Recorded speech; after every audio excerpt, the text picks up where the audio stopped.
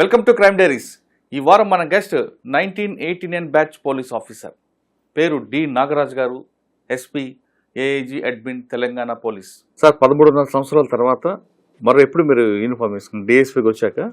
అంటే నేను మళ్ళీ ఇన్స్పెక్టర్గా ఉన్నప్పుడు కూడా మళ్ళీ యూనిఫామ్ వేసుకోవాలని వెనక్కి వెళ్ళిపోయాను. మళ్ళీ అందరినీ బతిలాడి ఎక్కడ పరకాలు కాకుండా అప్పుడు చర్యాలు వెళ్ళాను. 2009-10 పీక్లో ఉంది అప్పుడు తెలంగాణ యాజిస్ట్రేషన్. చర్యాల ఇన్స్పెక్టర్గా వెళ్ళాను, సిఏగా. అక్కడ 9 months చేసిన తర్వాత నాకు డిఎస్పీ ప్రమోషన్ వచ్చింది.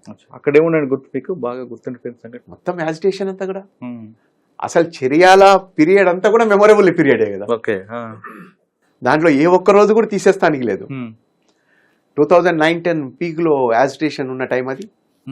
మేము ఎప్పుడు తిన్నామో ఎప్పుడు పన్నామో మాకేం తెలీదు, పరిగెత్తడం కదా. దాంట్లో ఒక్కటి కాదు సార్, వాళ్ళు కోకొల్లల సంఘటనలు, పిల్లలు స్లిప్స్ రాసి సూసైడ్ చేసుకున్నవి కానీ, వాళ్ళు ఇక కొన్ని అటాక్స్ జరిగేవి. అప్పుడంతా చాలా ఉధృతంగా ఉండేదండి. 3 పోలీస్ స్టేషన్లు ఉండేవి చర్యాల్లో. ఏవండి? ఒకటి చర్యాల, ఒకటి బచ్చన్నపేట, ఇంకోటి మద్దూరు. ఒకటి వేకెంట్ ఉండేది. అంటే కొన్నాళ్ళు ఎస్ఐ ఉండి అతను వేరే ఏదో ఎగ్జామ్ ఉందని లీవ్లో ఎక్కడ వెళ్ళినాడో సిక్ అయ్యాడు అతను. తర్వాత రాలేదు మళ్ళీగా. ఇక ఇద్దరు ఎస్ఐలు ఉండేవాళ్ళు. ఇద్దరు ఎస్ఐల్లో ఒకతను ఏజ్డ్, చర్యాల్లో ఉండేవాడు యంగ్ ఉండేవాడు, మా జూనియర్ బ్యాచ్. ఇక మేమిద్దరం కలిసి 3 పోలీస్ స్టేషన్లు చూసుకోవాల్సిన పరిస్థితి వచ్చేది. తెలంగాణ స్టేషన్ ఎట్లుండేది మీకు తెలియదు కాదు కదా. మనం ఇక్కడ చూస్తుంటే వెనక నుంచి ఇంకో ఇన్ఫర్మేషన్ వస్తుండేది.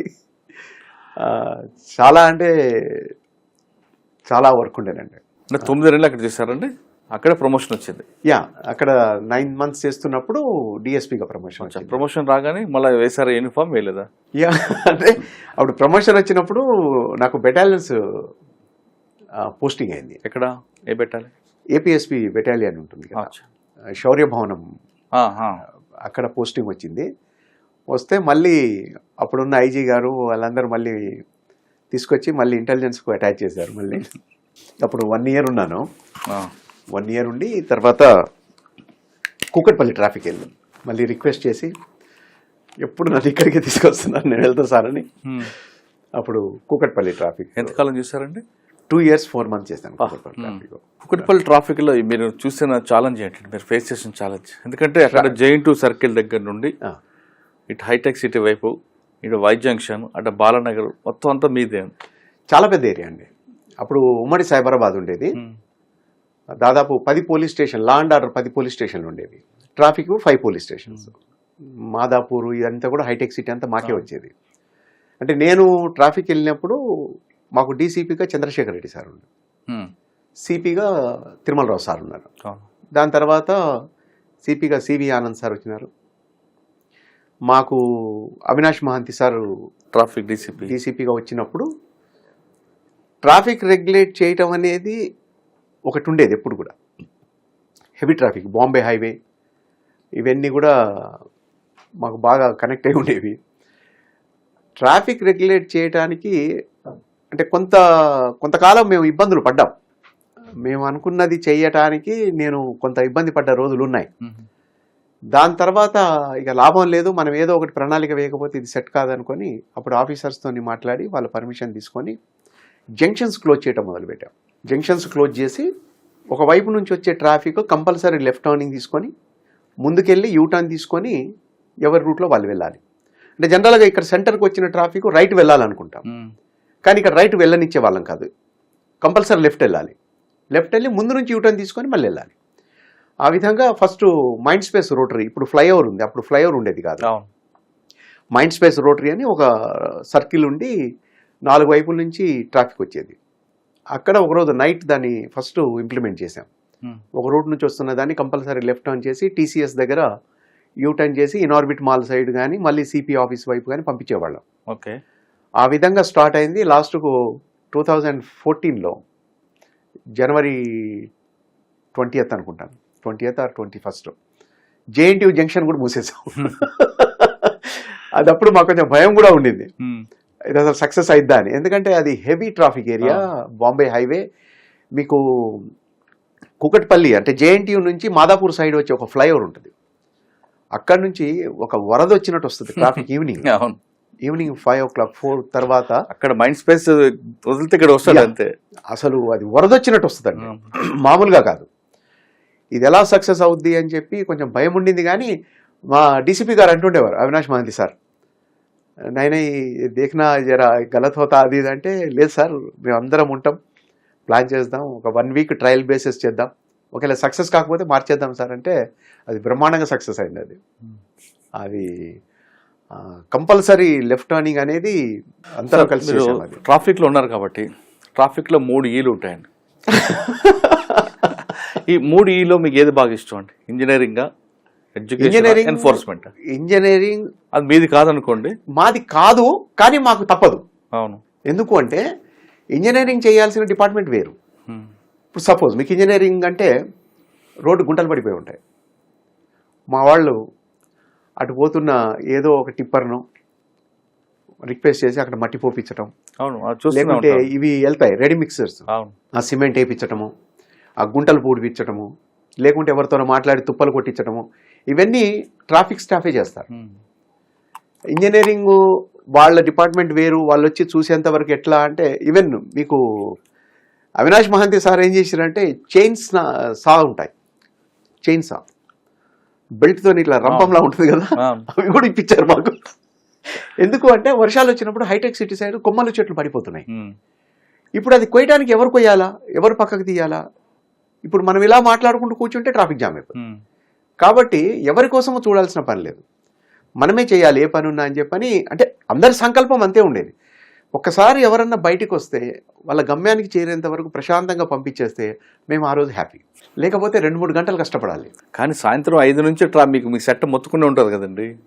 ఉంటుంది సార్. అది అందులో వర్షం పడిందంటే మరీ ఇంకా అసలు ఆ రోజు అలా చేస్తేనే పని అవుద్ది, లేకుంటే పని ఎక్కడ అవుద్ది? మీకు ఇంత ట్రాఫిక్, ఇప్పుడు అందరికీ తొందర ఉంటుంది, తొందరగా వెళ్ళిపోవాలని ఫీల్ ఉంటుంది. కానీ వీళ్ళందరినీ కూడా రెగ్యులేట్ చేసి పద్ధతి ప్రకారం పంపించాలి. అది మీ డ్యూటీ. దాంట్లో అసలు ట్రాఫిక్ పోలీసు పడే బాధ మీకు ఎవ్వరికి అర్థం కూడా కాదు. మనకు ఏదైనా కొద్దిగా శబ్దం అయితేనే మనం ఇరిటేట్ అవుతాం, ఏంటి అది అంటాం. కానీ అక్కడ నిలబడ్డ వానికి ఎన్ని శబ్దాలు వినాలి ఆ టైంలో. శబ్దాలు వినాలి ఒకటి అండి, కావాలని ఆయనకి ఇరిటేట్ చేయాలని కూడా కొంతమంది హార్లు కొడతారు. అదొకటి. దెన్ పొల్యూషన్, ఆ స్మోక్ వచ్చేది, సైలెన్సర్ నుంచి వచ్చేది, ఎన్ని వేల లక్షల వాహనాల ఆ కార్బన్ ఏదైతే వస్తుందో, ఎంత క్లాత్ కట్టుకుంటే మాత్రం ఊపిరి పీల్చుకోవాలి కదా. కరెక్ట్. మైన్యూట్గా ఉండేవి వెళ్ళిపోతూనే లేదండి, ట్రాఫిక్ పోలీస్ సెల్యూట్ చేయాల్సింది ఎవరైనా సరే. అయినా సెంటర్ వదలకుండా నిలబడి ఉద్యోగం చేస్తూ అన్నిటిని సక్రమంగా పంపే క్రమంలో మళ్ళీ మీరన్న ఆ హారన్ కొట్టడం కానీ, అరవటం కానీ, తిట్లు తిట్టడం కానీ, ఇవన్నీ జరుగుతాయి. కుక్కటిపల్లి ట్రాఫిక్ చూశారు కాబట్టి అక్కడ ఇంజనీరింగ్ ప్రాబ్లం ఉంది, రోడ్ స్పేస్ అంతే ఉంది, వెహికల్స్ సైజ్ పెరుగుతున్నాయి. 2000 సంవత్సరంలో రోడ్ స్పేసే అంతే ఉంది, కానీ వెహికల్స్ మాత్రం 4 రెట్లు పెరిగాయి. దాన్ని కంట్రోల్ చేయడం అనేది ఎవరి తరం కావట్టు. అయితే పోలీసు వైపు కాకుండా పబ్లిక్ వైపు తీసుకుందామంట. ఆ ఏరియాలో ఉన్న పబ్లిక్కి ట్రాఫిక్ సెన్స్ ఉంది అనుకోవచ్చా? ఆ ఏరియా ఏ ఏరియా కాదు, ఎక్కడ లేదు. 90% ట్రాఫిక్ సెన్స్ లేదు. ఈ మాట నేను ఖచ్చితంగా ఎక్కడన్నా చెప్తా. మనకు అసలు ట్రాఫిక్ అంటే ఏంటో అవగాహన లేదు. మీరు ఇందాక అన్నారు మీకు ఏదంటే ఇష్టం 3 ఈలని. ఒకటి ఇంజనీరింగ్, ఇంకోటి ఎన్ఫోర్స్మెంట్, అది లాస్ట్ది. రెండోది ఎడ్యుకేషన్. ఈ ఎడ్యుకేషన్ నాకు చాలా ఇష్టం. ఎందుకంటే ట్రాఫిక్ గురించి మనం తెలుసుకోవాలి, మనం తెలుసుకోదలుచుకోవట్లా. మానవ జీవితానికి అత్యంత సన్నిహితంగా ముడిపడి ఉన్న అంశమే ట్రాఫిక్, రోడ్డు. ఈ రోడ్డు అంటే మనకు లెక్కలేదు. ట్రాఫిక్ అంటే ఏందో అనుకుంటున్నారు. ట్రాఫిక్ అంటే ఒక ప్రాణం, ట్రాఫిక్ అంటే మన సమయం, ట్రాఫిక్ అంటే డబ్బు. వీటితోని ముడిపడి ఉంటుంది. మీ ఇల్లు ఎక్కడో తెలుసు, మీరు ఎక్కడికి వెళ్ళాలో తెలుసు, ఎంత సమయం పడుతుందో తెలుసు, ఎంత దూరం ఉందో తెలుసు, ఎంత ట్రాఫిక్ ఉంటుందో కూడా తెలుసు. కానీ మనం టైంకి వెళ్ళాం, లేట్కి వెళ్తాం కానీ తొందరగా రీచ్ కావాలనుకుంటాం. అది ఎలా సాధ్యమవుతుంది? కాదు. సిగ్నల్స్ ఉంటాయి, ట్రాఫిక్ ఉంటుంది. ఈలోపు ఒక వెహికల్ తగిలిందనో, లేదా యాక్సిడెంట్ అయిందనో, 2 వెహికల్స్, ఒక వెహికల్ ఏదో ప్రాబ్లం వచ్చి మెకానికల్ ప్రాబ్లమ్స్ ఆగినా మళ్ళీ ట్రాఫిక్ ఆగిపోద్దిగా. ఈలోపు అర్జెన్సీ ఉన్నవాడు ఫుట్పాత్ మీద 2 వీలర్ ఎక్కి చెల్లిపోతూ ఉంటాడు, రైట్కి వెళ్ళాల్సిన వాడు లెఫ్ట్కి వచ్చి కట్ కొడుతూ ఉంటాడు, రాంగ్ రూట్ ఎదురొస్తాడు, రాంగ్ రూట్ ఎదురొచ్చేస్తూ ఉంటాడు, రెడ్ సిగ్నల్ పడ్డా ఒక వెహికల్ వెళ్ళిపోతూ ఉంటుంది, గ్రీన్ సిగ్నల్ పడకముందే ఇంకొకరు వస్తూ ఉంటారు. మరి ఇవి ఎలా ఉన్నాయి మరి? ఇది ఏ ట్రాఫిక్ పోలీసో, ఏ గవర్నమెంటో, ఏ మిషనరో చేసేది కాదు. ఇది మనది అనుకొని ఎవరికి వాళ్ళు self discipline, responsibility, then social responsibility feel అయితే ఈ సమస్య అసలు ఎవరు అక్కర్లేదండి.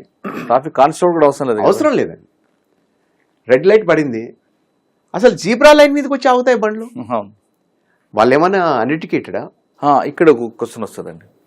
మీరు చెప్తున్నారు ట్రాఫిక్ సెన్స్ 90% లేదండి. ఈ 90%లో ఎడ్యుకేటెడ్ ఎంతమంది ఉంటారండి, అన్ఎడ్యుకేటెడ్ ఎంతమంది ఉంటారు? సరే, ఇలా అన్ఎడ్యుకేటెడ్ ఎక్కడ ఉన్నారు చెప్పండి? చాలా తక్కువ మంది కదా. మరి వాళ్ళు ఎందుకండి? కార్లు వేసుకొని ఎక్కడ వస్తున్నారు? ఎందుకు అంతో వాళ్ళ ఇంతో నిర్లక్ష్యం? చదువుకున్న వాళ్ళే కదా అందరూ, అంతో ఇంతో చదువుకున్న వాళ్ళే కదా. కరెక్టే సార్. ఎందుకు నిర్లక్ష్యం అనుకోవాలా, నిర్లక్ష్యం లేదా అనుకోవడం అవగాహన లేక అనుకోవాలా? నిర్లక్ష్యంతోనే అవగాహన చేసుకోవాలనుకోరు.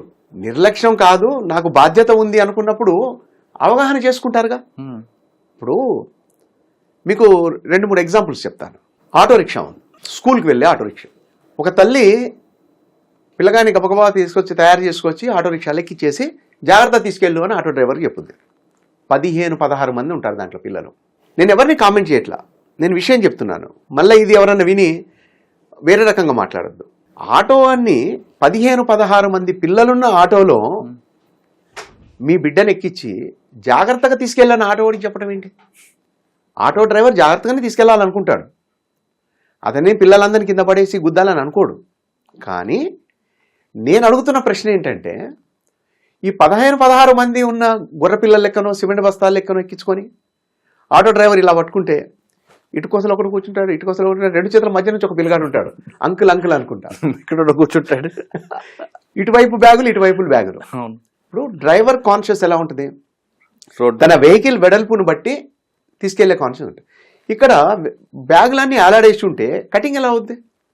వాళ్ళు వచ్చేవాడికి వెళ్ళేవాడికి కూడా ఎలా తెలుస్తుంది? తెలియదు. అసలు వెనక్కి వెహికల్ వస్తుంది, వాడికి కూడా కనిపించదు కదా. ఇటు మన పిల్లల ప్రాణాల గురించి, వాళ్ళ రక్షణ గురించి మనకే ఇంట్రెస్ట్ లేక వేరే ఆటోకు పెట్టుకుంటే 200-300-400 ఎక్కువైందని చెప్పి వాడిని ఆ సిమెంట్ బస్తాల మధ్యలో పడేస్తే దీనికి మనకు ఎలా దీన్ని అర్థం చేసుకోవాలి? తప్పు మందే అవుద్ది. అవునా? పేరెంట్స్ తప్పు. మరి ఇప్పుడు ఈ విషయం మేము ఎడ్యుకేట్ చేసే విషయం చెప్తాం, మేము అలా పంపించకండి అని. సరే, కొంతమంది ఏం చెప్తారంటే ఇంక అక్కడ ఆటోలు లేవండి, ఎవరు రారండి చేయరంట. నిజమే, కానీ మనం వెళ్ళి దింపొచ్చుగా. మాకు టైం లేదు కదా. మన పిల్లల ప్రాణము కన్నా ఎక్కువ గొప్పది ఇంకేదైనా ఉంటే మాట్లాడుకుందాం. వాళ్ళకి మించింది లేదు కదా. లేదు. మరి తల్లిదండ్రులమైన మనమే పిల్లల పట్ల అంత నిర్లక్ష్యంగా వ్యవహరిస్తున్నప్పుడు ఇక వేరే వెహికల్, వేరే ట్రాఫిక్, రోడ్డు గురించి మనం ఆలోచించేది ఎక్కడుందండి?